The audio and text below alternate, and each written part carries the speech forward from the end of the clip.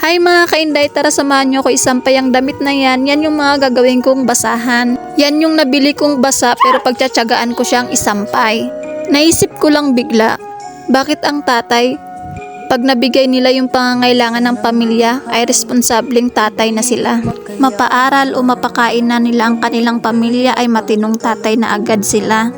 Pero bakit tayong mga nanay, simula sa paghihirap, sa pagdadala sa sinapupunan, hanggang sa mailuwal ang anak, hanggang sa pag-aalaga, pag may sakit, pagtingin, pag-aasikaso, paghatid sundo, pagluluto, paglalaba, at pagtatanggol sa kanila.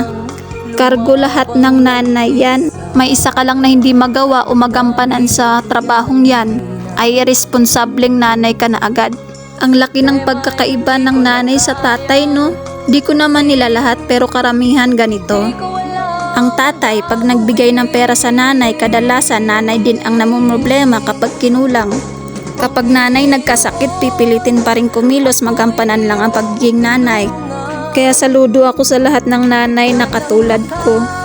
Pinipilit lumaban sa araw-araw, pinipilit gampanan lahat ng gawaing bahay. Kaya laban lang tayo paragi mga nanay Enjoyin lang natin ang pagiging nanay. Yun lang mga kainday ko, salamat sa panunood. Wala na akong maisip na sasabihin. Salamat!